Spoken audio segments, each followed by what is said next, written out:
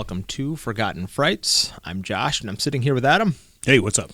And today on the podcast, we are watching the 1971 horror film The Omega Man, directed by Boris Sagal and starring Charlton Heston, Anthony Zerbe. Is it Zerbe?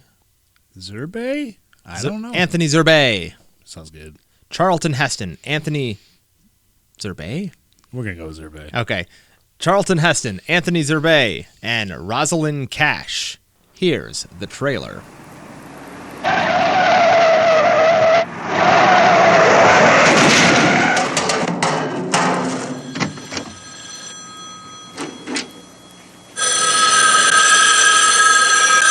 There is no phone ringing, damn it! The last man on Earth lives in a fortress.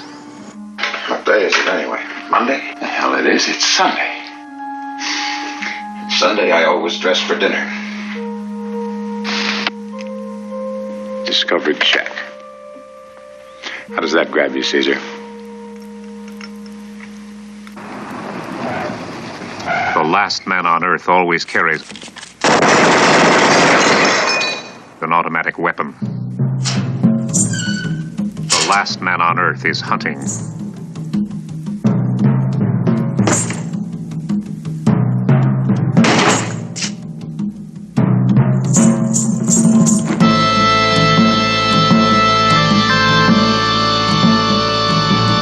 Because the last man on Earth is not alone.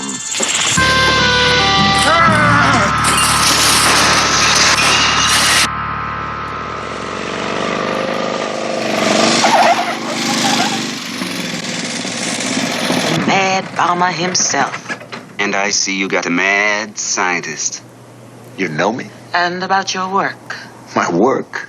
Incremental effects, countermeasures to toxic agents in liquid systems, delivery, microbiological letters, January 1975, remember? You know what it means? I was a med school senior when they scratched the world. Family. God, I forgot to keep the fuel up in the generator. They'll be into the garage.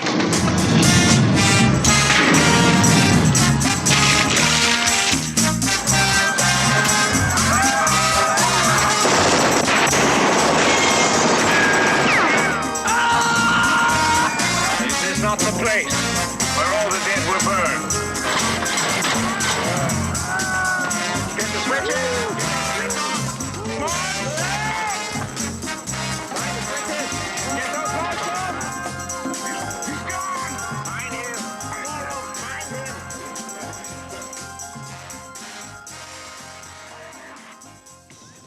All right, there was the shocking trailer to 1971's The Omega Man.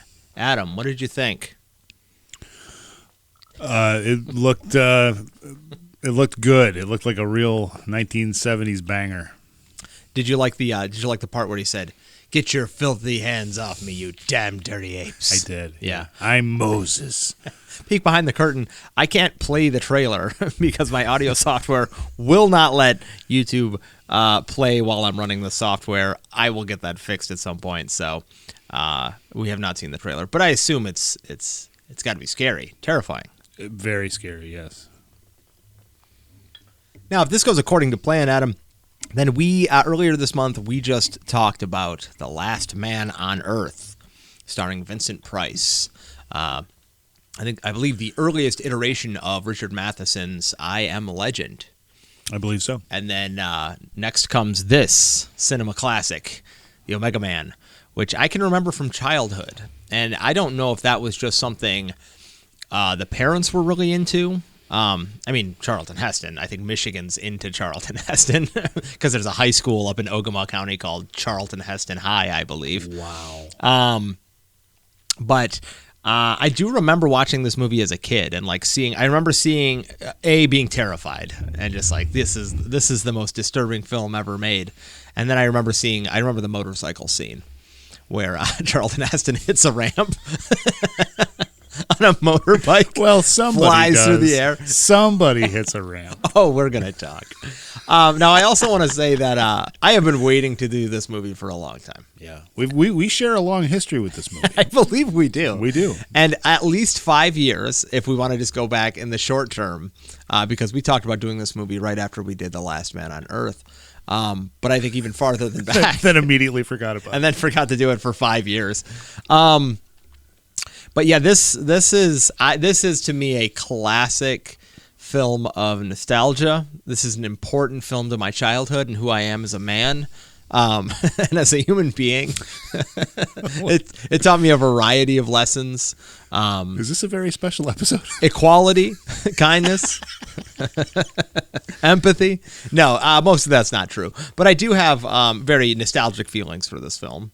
And it's really coming from a place of do I remember watching this, and why is everything so comforting and familiar in this movie? I don't really understand why that's the case, but it's definitely the feeling I get. I think this is one of the funniest movies I've ever seen. Okay, yeah. No, it is. It is without horror. It is absolutely one of the funniest movies.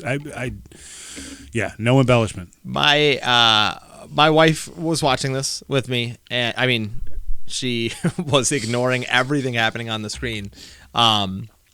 I think in favor of playing the Nintendo Switch, which I don't blame her. But I legitimately throughout the film, I would just go, "Whoa, did you see that?"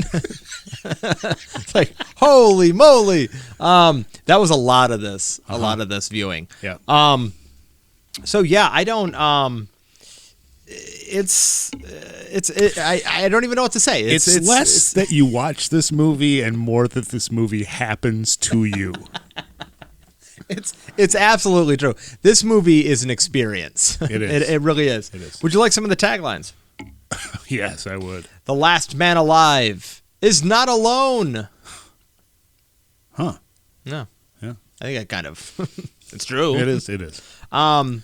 Pray for the last man alive because he is not alone.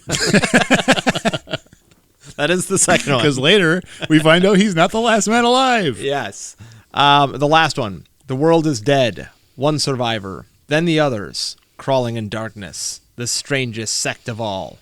Hunting the last man on Earth. Yeah. It's a long one. It is. That movie poster was it was set on legal paper, so it was very long. Do we want to get right into this? Is there anything you want to say before? I feel like I have so many things to say about this film. And maybe let's just talk about it and see what comes up. Okay. Let's just start. The movie the movie begins with, it's just like, and you're right, like the movie is happening to you because the movie literally opens and it's just happening and he's just driving on a road. There's no, you know how movies normally start with there's an intro and credits?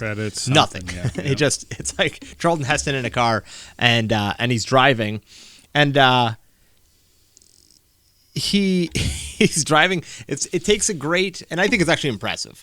He's driving through a city with no cars and no people, so that must have cost some money. That must have been, to get some film, to get some of the streets cleared, right? Yeah. Without traffic. Yeah. And soon enough, he stops. He sees a shadow in the window, and it's Charlton Heston, who, if you don't know, was president of the NRA for some years. He stands up with a Sten automatic machine gun and just opens fire on the window. There's no talking with this guy. He's all business. Yeah. But before that, he puts an 8-track in, and he's just it looks like he's just going for a drive. There's never any. They never give up the goose as far as he's got a semi-automatic weapon next to him. He just and when he starts shooting, they speed the film of the camera up, so he just why do they keep spins doing around? that? He's just letting him have it. There's something I want to get to, and we can hold off. It's the type of person Charlton Heston is, and the type of character he's playing here, which is Charlton Heston, I would assume. It's done in the same way that I shouldn't say he's playing Charlton Heston. He's playing who Charlton Heston thinks he is. I agree, 100%. It's exactly like watching a John Wayne film. He's playing who he is in his head. I agree. And Charlton Heston is playing who he is in his head. And I'll just get to it. Charlton Heston in this film, he uses a gun for everything. He's thirsty, blows the top of a can off with with a pistol, and takes a sip. Everything is guns to him. Yep. And that very much tells me that while they were making this film, I think that became more of a. I doubt that was. I sincerely doubt that was in the writing. I think Probably as this film was being made, he was like, can I get more guns? Yeah. You know what I would do if there were mutants? Use guns. And he's hyper poetic in the way that he talks. Yes. And just he looks off into the distance while he's monologuing, and everybody really wants to hear what he says. Yes. Like nobody ever does. This is and not even, and I mean, to politicize it, but this is like classical conservatism to a T. This is like what traditional conservatism believes it is. It's like, I am poetic, I am literate, but I also love guns and protecting traditional values. And and I bring this up because it's perfectly fitting for this film that the last man on Earth is somebody who's like, we need purity in this world, because it fits so much of that kind of like. I don't understand these people, so I'm going to blow their heads off. Yes. Okay. We're there. Okay. That was so thinly veiled. It took me a minute to figure it out. That's exactly it, right? So we've got there is a value system at play in this movie. I think it's exciting to watch, and I think I was just talking to our brother Will about we briefly discussed Red Dawn and John Milius, and that Milius's values I don't necessarily ascribe to how he sees the world, that sort of thing, but he makes exciting films, and well shot films, and films that are a joy to behold. To think that Charlton Heston is in this movie and we are getting this is insane. We are getting the world through Heston's eyes, but it's mutants. It's mutants in a post-apocalyptic world. It's insane. But it's not just mutants. It's mutants wearing rad-ass sunglasses, and they are super good at climbing. They do some karate moves. Adam, this movie is amazing. It's crazy. The amount of and I don't want to be insensitive, but I believe it's what they're called, the amount of Holocaust robes and cloaks. Yeah. The giant black, the one that Andre the Giant wears in The Princess Bride. Yeah. Everybody's got one. And then rad sunglasses. And Adam, the soundtrack. The soundtrack is It veers from into it goes from the band Rufus right into Jim Croce. Yeah. And there's only those two things. Right. And it's just at points, it's just this pleasant thing, and Heston's just punching somebody in the head. Man. And there's acoustic guitar playing, and it's oh, the winter wind. And he's just punching somebody in the face. And then it's just it's just it's and insane. Every time he encounters some of the what do they call them? They're the new. Hold on, I've got it here.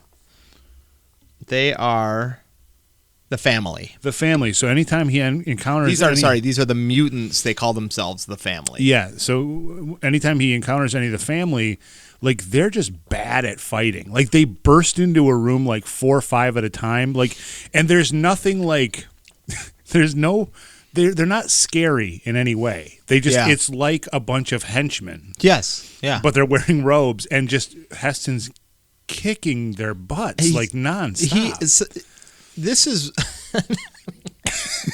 they capture him at one point, and he's like, "No." Yeah, no. This is what's so great about this film is they show up and they're like, "Hey." They're like, "Hey, can we talk?" And he's just like, "Blow me."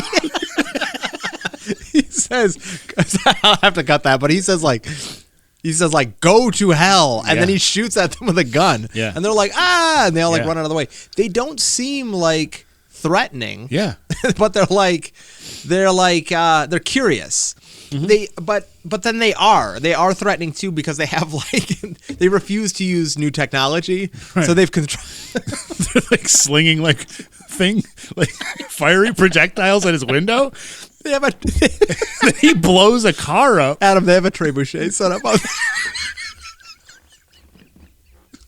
They have a trebuchet. They pushed it down an alley. I was not ready to talk about this movie. Do you think we could consider using a handgun? No. We're still using the trebuchet. Oh my God. They refuse to use guns, and so they've got a trebuchet set up outside. They're launching things at his open window, and it's just so ineffective. And then he literally steps out on the balcony with like a high powered rifle and just shoots the guy behind the trebuchet. Yeah, and he's playing chess against the bust of was it MacArthur? Yes. No. Yeah, was it MacArthur? I think Eisenhower. And he hears them yelling. Should we back up? Yes, let's back up a little. All right. He pulls up to the window. The film speeds up. Yeah, he shoots the window. Yes. And it shows, for post-apocalyptic, I'll say that the most that they did was they showed a lot of paper all over the roads. Yes. There wasn't a lot of damage in any other way. This is we can make a comparison to The Last Man on Earth with Vincent Price. I think because of budgetary constraints with that film being an earlier iteration of the same premise, the same intellectual property, is I think they do a better job. They do a better job with showing the whatever that would be, the post-apocalypse. Yes.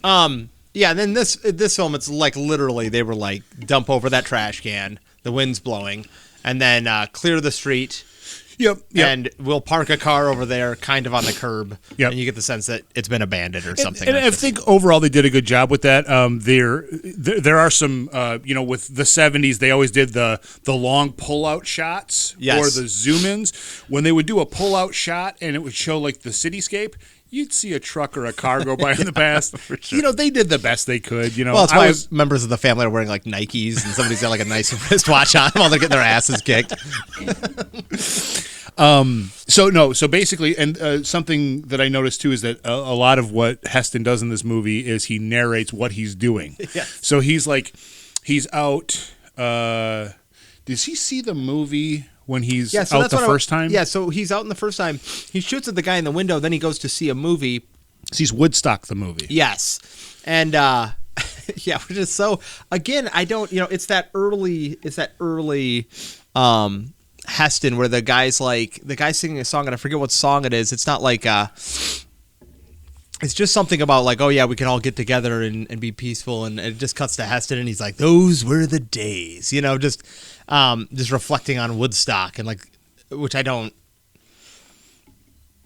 I feel like there's almost a liberal critique in this film because the group is called The Family. Yeah. And you have this, and I don't know if that's what, I don't know if that they were sitting around conspiring. We got to get those pesky liberals back through the Omega Man. Right. But more so because we have this kind of, where the narrative has a very specific lens to it. If people get in our way, we're going to shoot them with our high-powered rifle. I will fight in order to survive and to live. The critique here is I guess I don't understand. He's watching Woodstock and he's like, we'll never have those times again. But then at the same time, you have a group called The Family, and they're all trying to, it's equality amongst mutants. Yeah. And he's just like, God, that's disgusting. It's so, but anyway, while he's watching the movie, he starts hearing phones ringing, and then you start to get a sense that he has some psychosis. Now, this is not developed at all throughout the film. No. It happens this one time as just a plot piece. The phones aren't ringing. Yes, yeah. And he's and they're and then he's out in the street and he's like, the phones aren't ringing, And then he looks up and he's like, "Oh God, like the sun, it's doing this." And that's where I come back to the narration part where he's like, "Getting dark, must get back home." Like he actually says that out loud so that we know what he's about to do. Which is funny because we used visual cues such as the sun going down on the horizon to be able to like, oh yeah, do that. And then he's like, by the way, I gotta get home.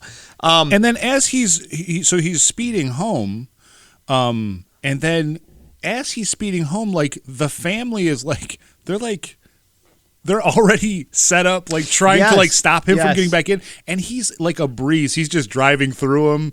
He's like shooting, punching, like it's like nothing, no sweat off him at all. To just like that's it's awesome because he pulls up to the car. Mutants open the window. The family does. Yeah, let's just call them the mutants. Yeah, they open the window and like they dump like gasoline out. Yeah, and they catch it on fire. So it's on fire in front of him and behind him. And then two mutants jump into the back of the car and they start fighting. Yeah. And the music is like waka chicka, waka chicka, waka chicka. And then he gets the garage door open. He drives in like quickly. Yep. Hits the brakes. And then one mutant just like flies into the wall. Luckily into a huge wall of boxes, of empty boxes. Luckily it was there for him to land on safely. And then as soon as he stands up out of the boxes, Heston just blows him away with a machine gun. There's blood everywhere. The squibs were so rad. And they were rad too. They were awesome. This gives us time for Heston to reflect on what has happened.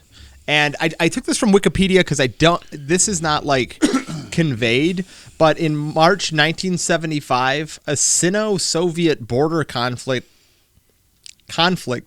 escalates into full-scale war in which biological warfare destroys most of the human race. I don't know if that's true or if that was like that seems like it. They went over something briefly in the movie where it talked about the Soviets. Did you know he was a U.S. Army colonel? He was wearing a hat that would show me that. Yes. Okay. Yeah. He was in a helicopter. Oh, the helicopter part. So let's just 1 second. So he is a scientist based in Los Angeles, and then he begins to succumb to the plague. So he's a colonel scientist? He's like corporal scientist at your duty. Corporal scientist. Yeah. It's like, hey, you're wearing a scientist jacket. Yes, because I'm very smart. Do you need that shotgun too? Absolutely. Respect my theories or I'll blow your head off. That's right. He gets into a helicopter. Do you want to explain this? He gets into a helicopter and they're flying over. I don't know where they're headed to. He's got the the serum. He's got the serum. That's he's flying right. it to. He's like, let's go to U.S. Army base. Yep. And I don't think it matters to Heston. He does everything's a generalization. So I'm not sure why they lose control. Do they ever go into why the helicopter loses control? Yeah, the pilot grabs his throat. And he's like, that's right, because he's succumbing. Yes. In that moment, he's like, "Oh, I'm sweaty." Yep. And Heston is like, "Oh no!" So the helicopter goes down, and then it shows the helicopter go down behind, like some trees, and there is an enormous explosion. Like, clearly no survivors. And then it cuts to a soundstage with fire happening in certain areas, and Heston laying off to the side in ripped up Hulk clothes. Yes, they literally borrowed that from the set. He was thrown clear of the helicopter somehow. My wife watched that part and she was like, whoa, he just died? Like, literally the helicopter, like, crashed. It explodes. It was like, well, that's the end of Neville. And then, like you're saying, he's like... That got a big laugh out of me. Yes. Him laying on... It's so... It just speaks to the tone of this movie. Yes. Where if you're thinking of this as an actual, like, gritty movie, it's so suspend not that. Belief in every... It's so ridiculous. Or suspend disbelief, is that what that is? Yes. For sure, Heston was like, so I have to lay over there. Somebody call Bill Bixby. I need his clothes. And then he like crawls over and he's just like, everything's so literal in this movie too, because I'm pretty sure he was like, serum. Yes, I think he does. He crawls over to the serum and injects himself. Yes. But he needs to tell the audience everything every step of the way. It's like, sun going down bad, serum, need for blood. So that's that whole scene was to show us he's inoculated against the mutant Yes. pathogen, And or whatever everybody it is. else just succumbs to the disease. He's strong enough. This Yes. red-blooded American is strong Absolutely. enough to where he can crawl over, get the serum. Like he's just got that little bit extra machismo that got him to the finish line. He's yes. Yeah, maybe we shouldn't go down that too deep, but yeah, for sure. Sure. Yeah. So then he continues hunting members of the family. If I'm not mistaken, is there a montage in this movie in which he, much like Vincent Price, where he goes through and he's murdering? I don't believe, mutants? I don't remember if there's a montage, but he does. There are flashbacks to him talking about trying to give the serum to parts of members of the family. Is that hold Or on? he puts the dude through the table.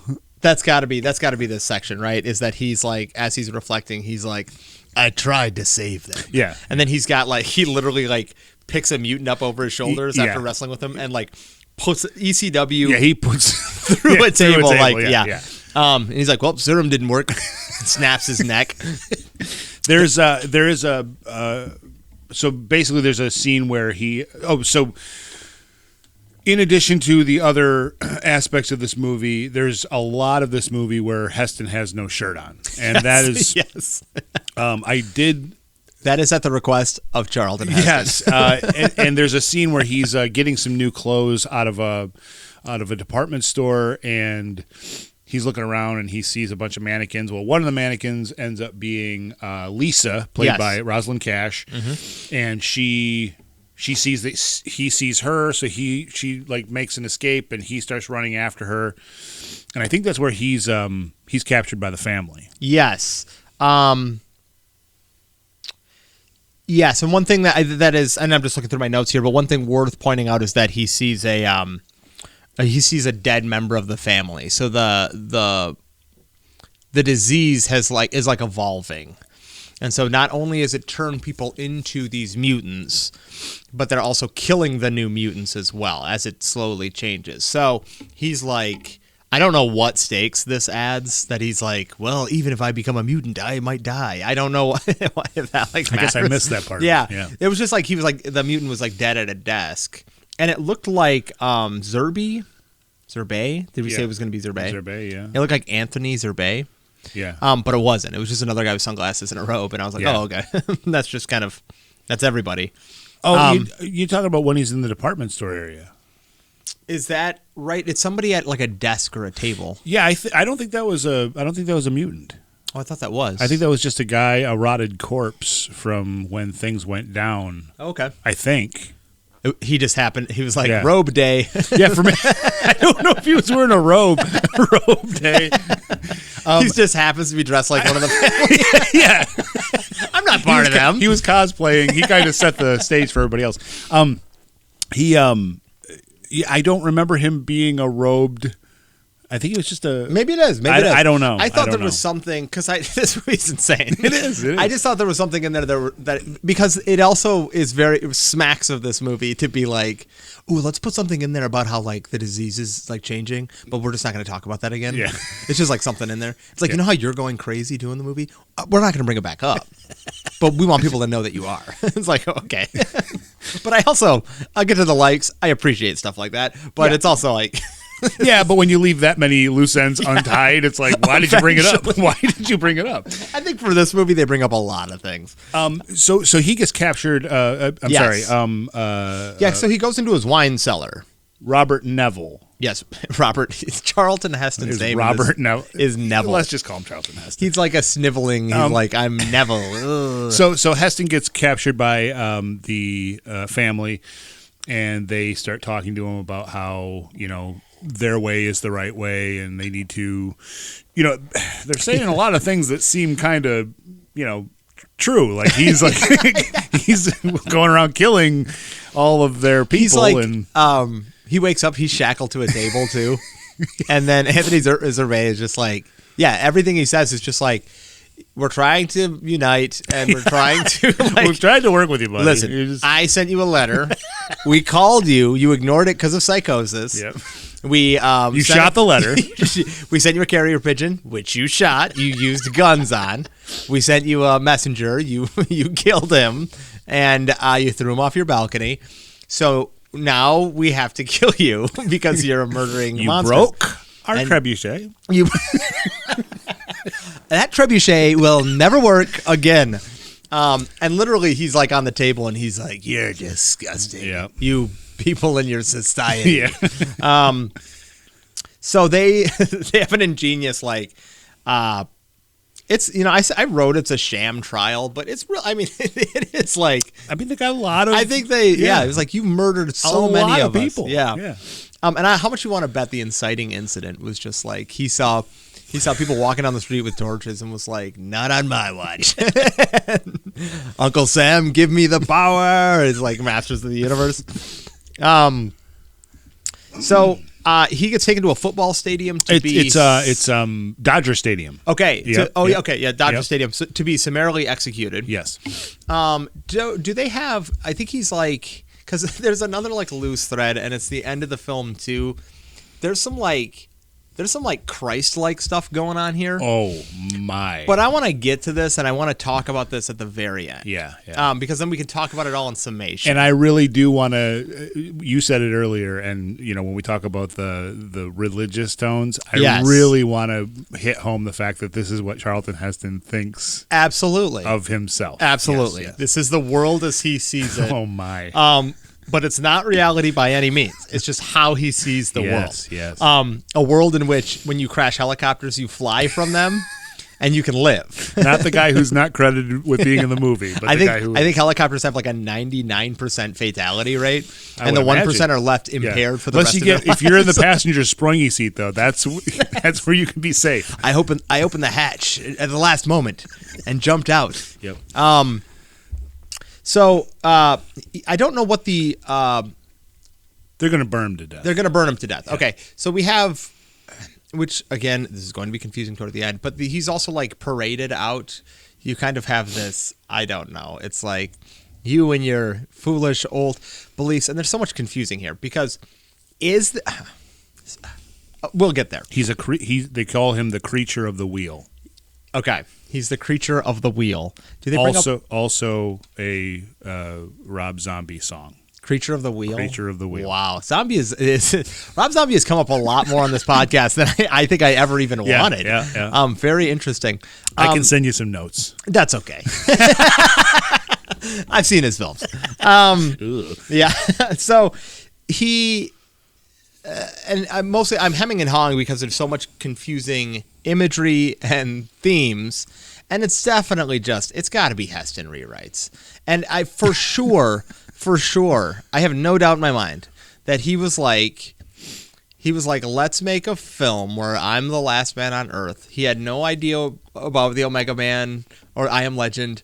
He was like, let's do that. And then he's also like, I was in Beneath the Planet of the Apes, and I kind of like mutants. Can we do that again? I actually don't know which one came out first. I would have to assume Beneath the Planet of the Apes.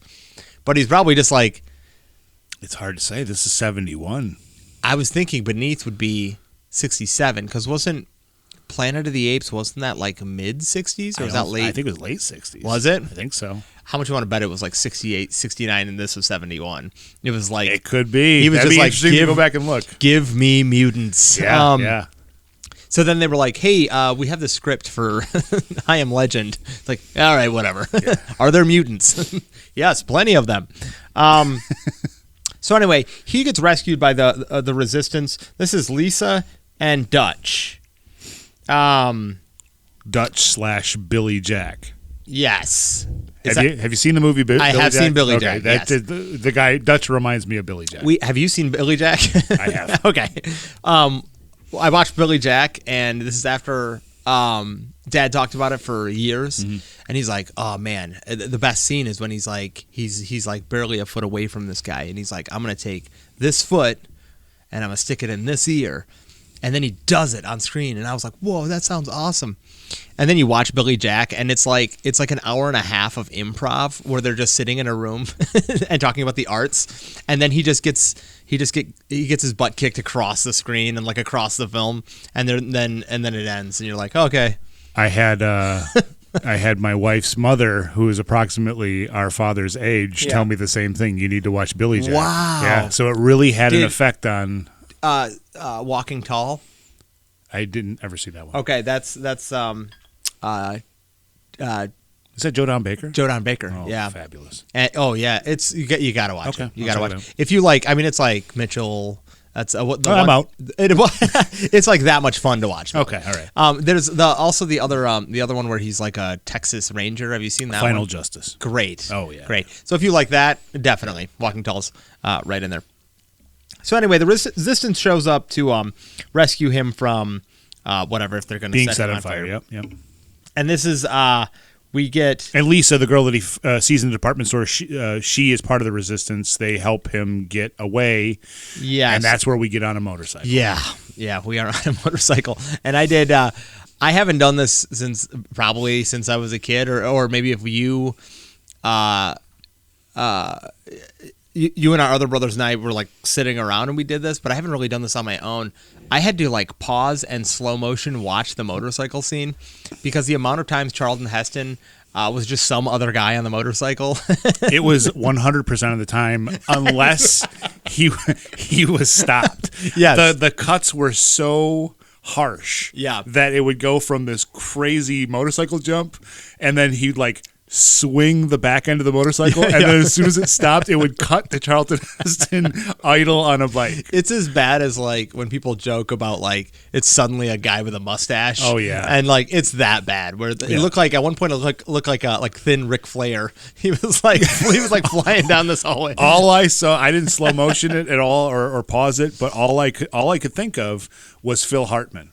Yes, Phil Hartman is sure. what kind of made me aware of who Charlton Heston was before I saw Heston movies, which is really? crazy. So I just kept, and Hartman's funny, so I just kept seeing this guy who's clearly not Charlton Heston doing all these crazy bike jumps. The best is I think they stop right before the ramp, and she's like, we can go to the Resistance headquarters, and like just because it's Heston, he's just like, hit it.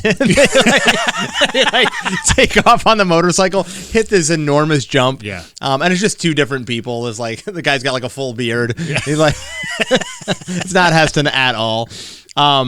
Which is just it's so funny just knowing the Heston that's in this movie it's so perfect. Yeah, it's over the top. We then get so this is actually the point where he flashbacks to body slamming a mutant.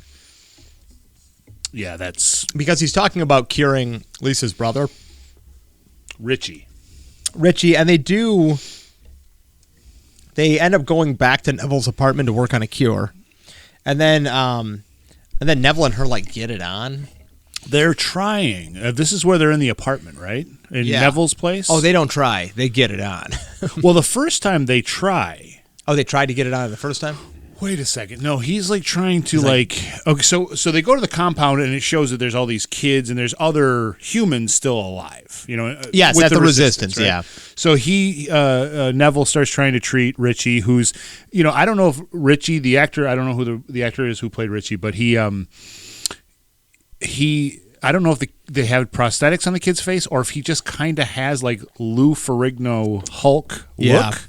But the kid looks sort of like the Hulk. He just kind of does. He's got kind of the fro and the and I would say mid transformation. Yeah. There's an episode of the forehead. Bill Bixby, forehead for sure. Yeah. And there's an episode of the Hulk with there's the thin, scrawny Hulk. Yeah. He Bad looked Hulk. like that Hulk. Yeah, it was Bad Hulk, whatever. Yeah. That show is that. Now that's a show.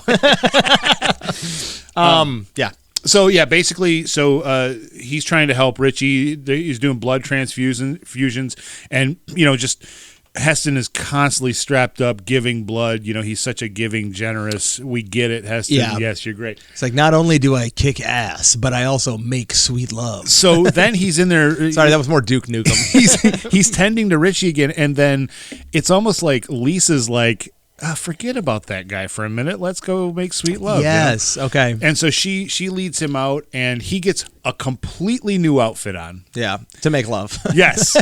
And they're having like big fish bowls of brandy. Yeah. And then this is where one of the family is climbing. He's scaling the wall. And again, he's got like tennis shoes on, and he's really, I mean, he's like an athlete. Like this, like you're supposed to believe that these are like grubby monsters who it seems like they should be, But no, this dude's an athlete, and he's like, he takes a grappling hook, gets it up there, and he's just like climbing. So he gets through while he's climbing up, Heston has to go like turn the generator back on because the power goes out. Yeah, the power goes out. So then he comes back up to the apartment. He opens the door as one of the family members is coming into the window. He points his gun what looks like at Lisa, and Lisa's like, "What?" And she kind of gets down, and then he just like he lets that he doesn't family member have it. Yeah, shoots him like 12 times. Yeah, and he gets thrown out the window, and I think the rest of the family's down there like, "Damn, got him too." But yeah, then they have sex after that. Well, I think that was the second. I just said, we keep attacking the same. we keep doing the same thing. Why is it not working? Also, Heston for sure was like, he's like, you interrupted my sex. Right.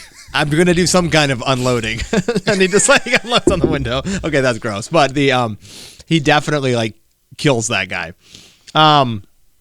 There are some comments made as far as like, it's an interracial thing where it's, Is that so? My wife actually brought that up. Is that like, because she was like, oh, there's like actually like there's like an older film, and there's like there's whatever it is, like an interracial love story. Yeah.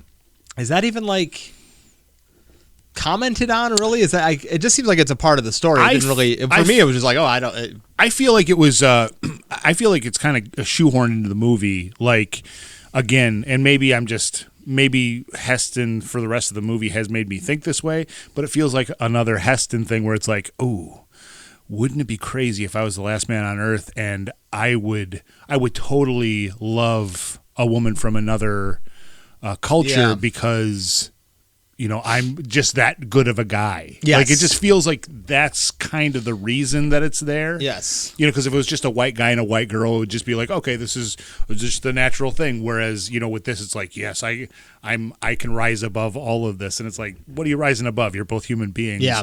Maybe I'm looking into it too far, though. I don't know. Yeah. Probably to Heston that makes sense. Yeah. And he's like, I'm going to fight the best and make love the best and be the best. Yeah. Yes. So, yeah, we then get into Neville finds a cure. Mm-hmm. Her brother comes back from the brink of mutantry. Yes. And then immediately goes out and gets captured by Anthony Zerbe. Yes. Yeah, he goes to the church. Was he just trying to be... I didn't understand he what felt was happening there. This is okay, check this out. Okay. So Richie's like, well, they're people too. Maybe we need to extend the olive branch. I see. Maybe. But Heston already ruined that. And Heston's just like, no, they'll kill you. They're terrible. Yeah. And they do. They kill Richie. They make him a sacrifice, basically, And they probably, if Heston hadn't attacked them in the first place, they probably wouldn't have maybe killed Richie. Hard to say. Well, we have to get him back now. He's killed like 300 of us. Anybody who's not a mutant shoots the hell out of the family. So what do you trust? It would be amusing if they like pan back from the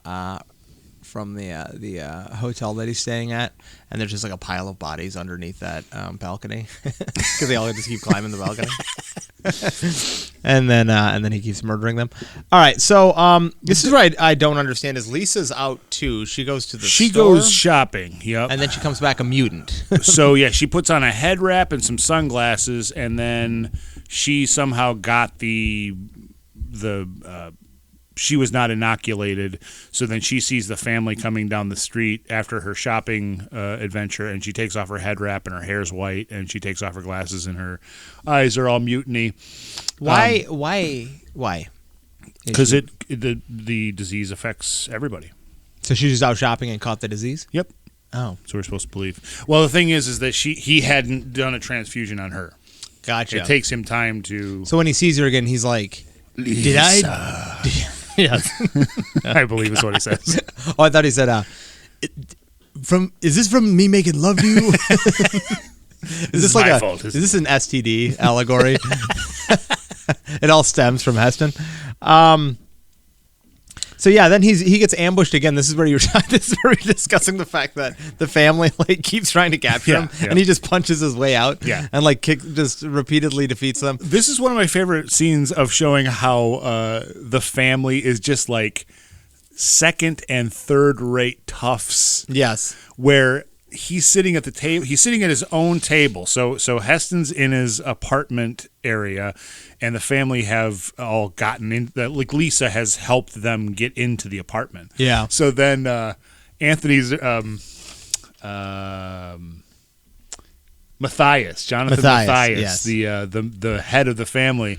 He's like, break it up, and like all of the they like just start like shoving stuff off the counters, and just smashing stuff like again like street level thugs. Absolutely. Like they're not not like vampires or mutants. They're just they're like you would think tipping they would things be like, over. Yeah, and I think because you said subterranean, I think they should be like, shouldn't they be like, have spears, and they shouldn't be like just breaking.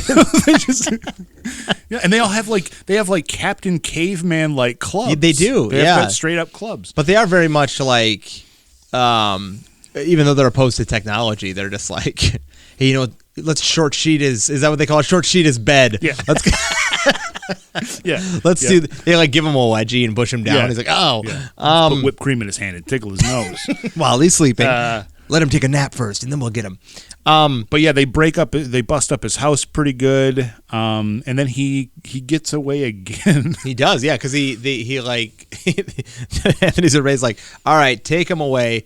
We're moving on to the next scene, and Heston's like, I don't follow your narrative act structure, and takes a knife, puts it to Matthias's neck, and is like, I'm getting out of here, and then he grabs the serum and Lisa.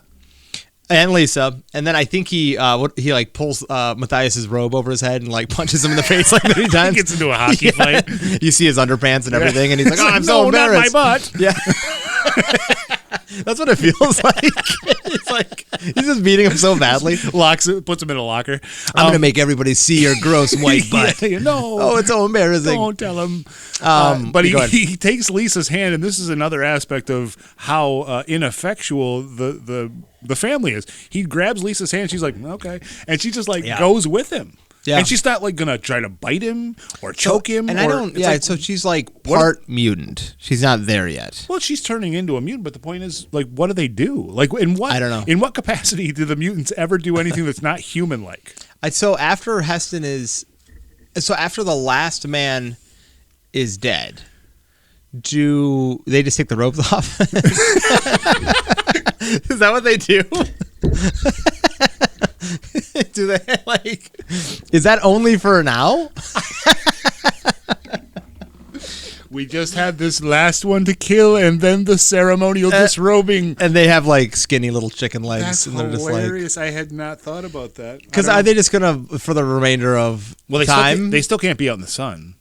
Yeah, I mean, guess. They can because Lisa was all night. I mean, so because they're mad at technology and society, and therefore we will not take the serum. I guess is what we're supposed to infer.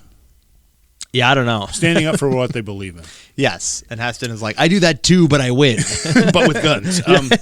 So he takes Lisa down to the courtyard area, and Lisa kind of walks out into the light because she's like Matthias, she's drawn to Matthias, and Heston's like, no, Lisa, and he like walks out. No, Lisa. Or no, he doesn't even walk out. I think he's near the water feature there. Yeah. Yeah, no, yeah, he escapes with her, and then he's like, Lisa. But they're just yes. Yeah. By what is that, a fountain? Yes, by a fountain. And then Matthias has a spear. And it looks impossibly far away. But he's on the balcony that so many mutants have died. He's now like, give me the strength. And I know that this didn't actually happen, but in my mind's eye, I see Anthony Zerbe take last drag off a cigarette, put it out on the banister, and then just line up and chuck that thing. And it just flies, striking Heston in the chest. Heston in the chest, and he starts bleeding out. The fountain is there, so it's just filling with blood. This is where he begins bleeding out for 12 straight hours. Oh my god! And he bleeds out for so long, and then Lisa falls down, I guess, over off to the side, and the mutants leave. They're like, "Well, moving on." Yep. Let's get these ropes off. Load up the trebuchet. Hey, will you guys grab that bucket of torches? Yeah, loaded on the trebuchet. The blimp is gassed up. Let's get out of here. Hey, grab the horse and buggy, and let's head out. The Heston. The morning comes and the other resistance shows up. Dutch and Dutch and the kids. Yeah, Dutch and the kids look like they're straight out of a Partridge Family. Yes, they did. Tribute. They were literally. They were definitely listening. I think they were singing a song. Yeah, I think they were. And it was like that. It's like that Jim Croce thing. It's like that. There can only be the two, and that's one of them. It's either Funk or Croce. Yep. And Heston's still alive because he's been bleeding out for so long. Yep. Hands over the serum. Lisa, I guess, is going to be okay because they have the serum now, and she's in stark daylight. I mean, she's got the trash bag robe on, but she's like, this sun's kind of. I do the same thing. Yeah, like she literally didn't have that much of a reaction to the sun. Yeah, and then Heston's like, you guys can get out of here, and I'm just gonna die. Yeah, which he does, and then the last scene, inexplicably, is Heston in a Christ-like pose in the water while he's bleeding out, and then it ends with just it's like Rankin Bass music at the end. Yeah, and it's not symphonic. It's not left up to the viewer to say, is that a Christ-like pose? It is. It is so for clear sure. as day. Everything about this movie, it's beaten over your head as far as what they want you to think. I don't know. Is that true? I feel that way.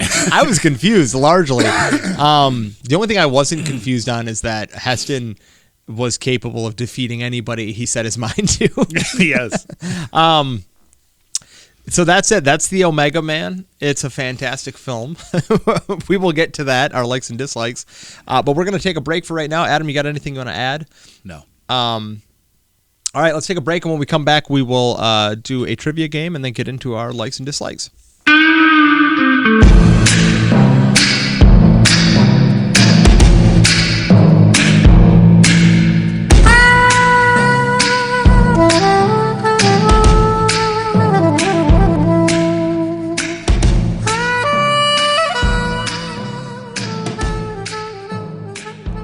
Hello and welcome back to Forgotten Frights. I'm Josh and I'm sitting here with Adam. Hey, what's up?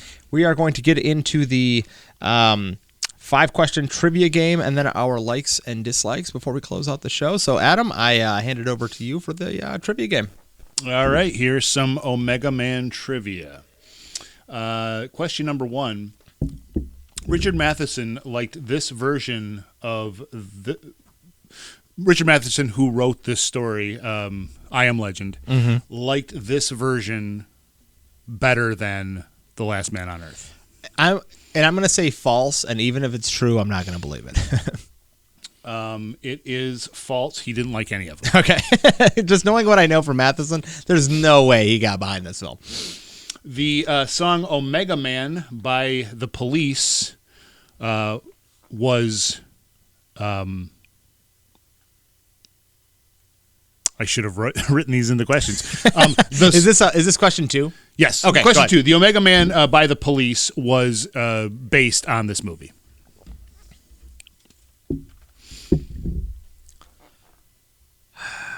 True.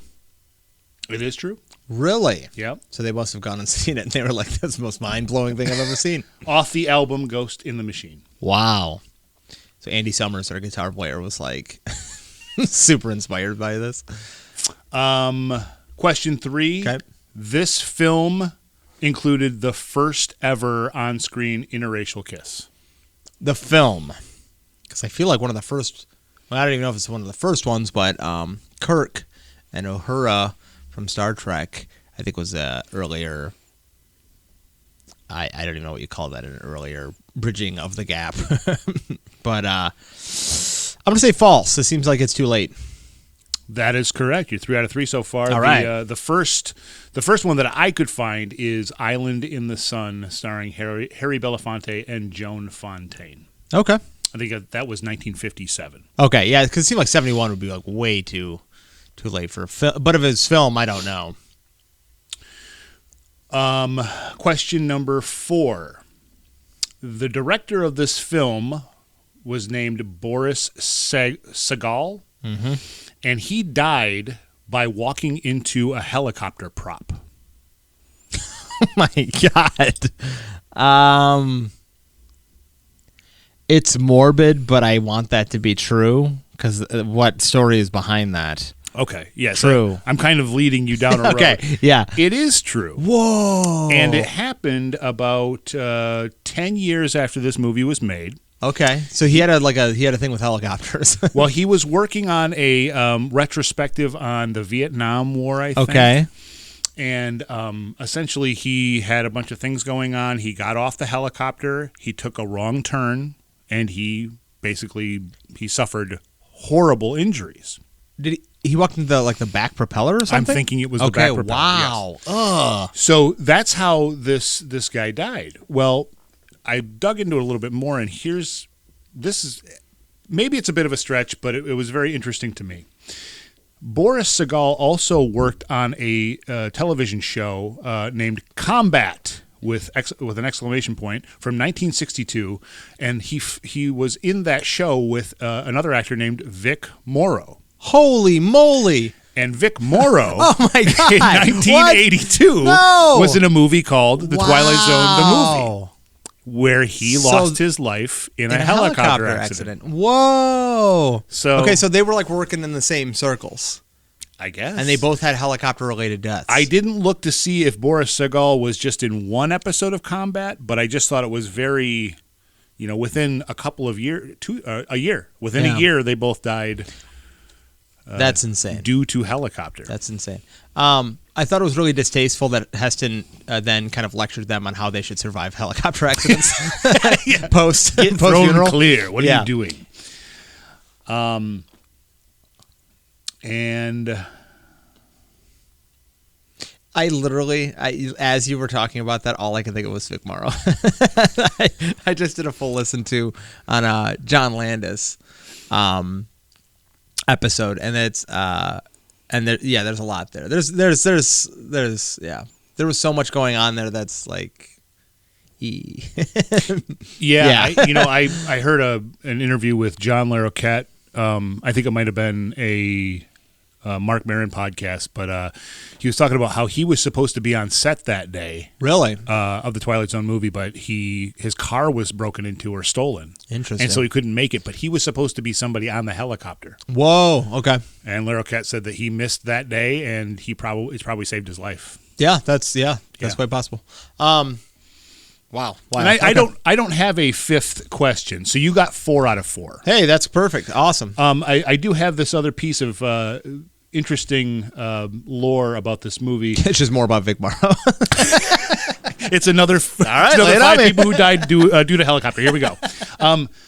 John Denver. Sorry, that was an airplane. When Joel Hodgson saw this movie and he saw Charlton Heston watching the Woodstock movie, Joel Hodgson created Mystery Science Theater based on that scene in this movie. What was the? I guess that would be the impetus, but what is that? Just because he said, I think because he's talking during the movie. I don't know, but that's the yeah. Interesting. That was the genesis to make him. Joel Hodgson was like, "What if I was Charlton Heston?" Well, or maybe this movie is so ridiculous. That could be. What if we just riffed on movies like this? Interesting. Yeah. So this movie is culturally important. Yeah. Oh, I think it is anyway. I think so too. And I know that this movie is insane. It is, but after watching it again, I was just like the credits were rolling, and I was shaking my head in disbelief. Yeah. And I would recommend it to, if we still had a recommendation section, I would recommend it to everybody. Me too. Me too. It now makes me want a T-shirt, a poster. Yep. It is an engraved ring. It is completely unhinged and bonkers. And if they made this movie ever thinking this is going to scare people, they were wrong. They were wrong. They were so wrong. I mean, they scared me though when I was a kid. I was terrified. I don't think it was made for 6 and 7 year olds. That's true.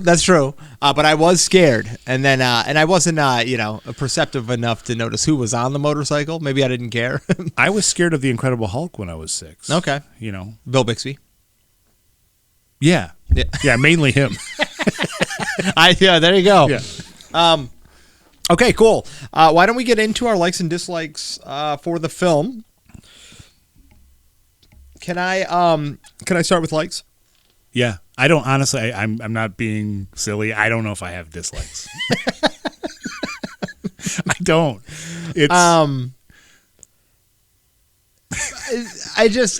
there isn't really anything I haven't talked about. The music is amazing. Yeah. I can't believe it's scored the way it is. I can't believe it. Like, I can't believe that this went through rounds of people watching this movie and it was scored in the way it was. Yeah. And that's a like. That's something I enjoy. Yeah. Nothing fits. It doesn't have any right to be using the music it does.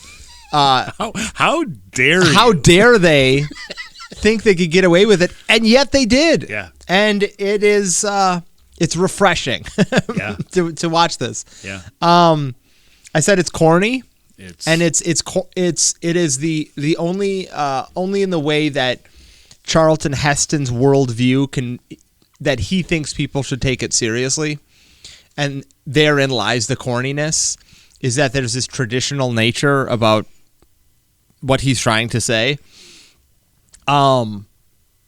Because I also believe that Charlton Heston is such a monumental figure and probably such an overbearing figure, considering where he went politically. Yeah. There was no way that director was getting away with anything. No, he was on Heston's and time. I don't know this to be true at all. I have no idea what was going on during the making of this film, but I know for a fact Charlton Heston made this film.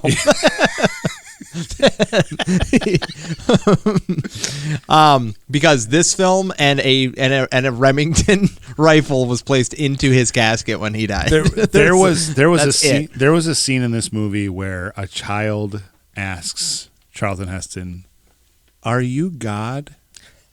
And he just kind of stares off into the distance. It is.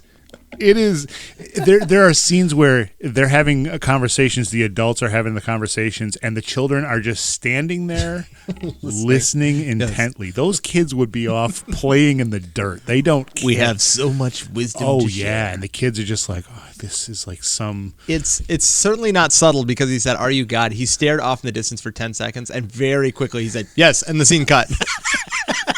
Credits roll. That's, if we get into dislikes, I can't even put this for dislikes, because this is one of the main things I wanted to talk about. Moment one. The religious imagery is confusing because, much like the soundtrack, it has no right to be in this film. And yet, it adds something to this movie that absolutely needs to be there, which is Charlton Heston's worldview. I hate who Charlton Heston is trying to portray, yes, but it needs to be here. It's crazy. Yeah. And I think because it hit the end and he was in a Christ-like pose, yeah. It literally, Adam, it was like an epiphany. I saw that, and the whole movie, my eyes rolled in the back of my head, and the whole movie played again. And every religious piece of symbolism, everything came flooding back, and I said, "My God, this movie is genius." Yeah. Of which it's not, but it is. It's so ham-fisted, it's so heavy-handed that it works, and I can't believe it. But it turns out that if you don't play around, if you don't mess around and you just go full bore, You can do something. You can be successful. What impact do you think this movie has or had, and still, I mean, has in its own way? I mean, the 80s was full of just guns blazing. And I mean, Charlton Heston so many times in this movie where, like you said, he's on the motorcycle. I don't know if he actually says, hit it, but he says, I hear it. He's got a lot of one-liners in this movie. I wish I would have written some of them down, but he's got one-liners where he's just like, before he shoots somebody, or just like, stick around, like that. But he obviously influenced a lot of that. Yeah.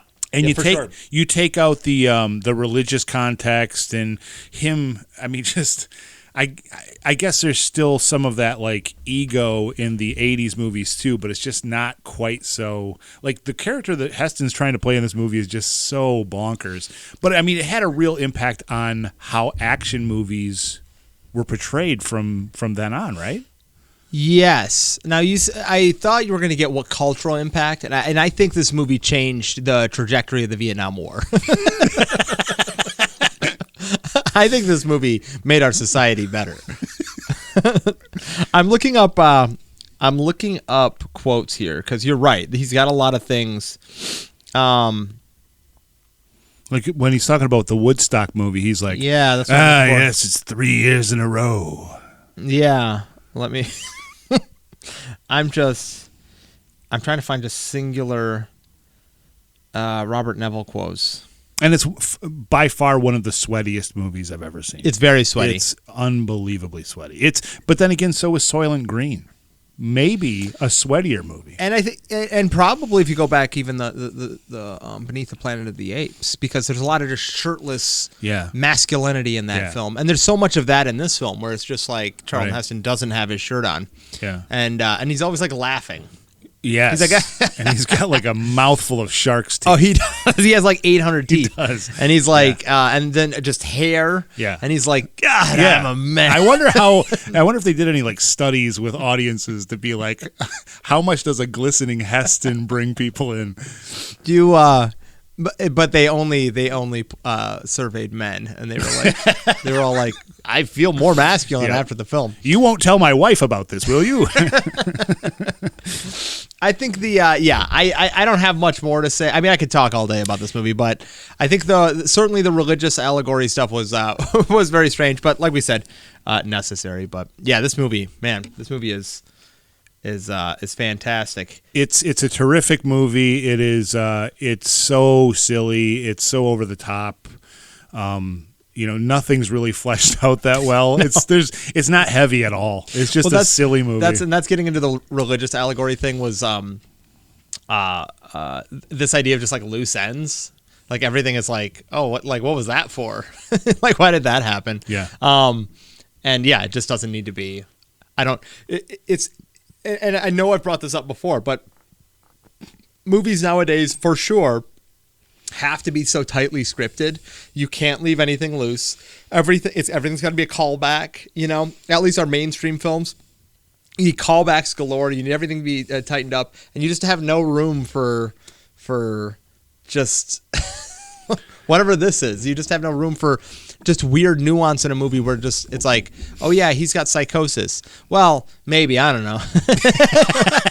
It was in the beginning, and now it's not. So I wonder, with how things have been sequel crazy, and old IPs are being brought back. I'm surprised there was never a sequel to this movie, where it's like, a lot of times in these movies it'll be like, oh, she gives birth to the Heston child.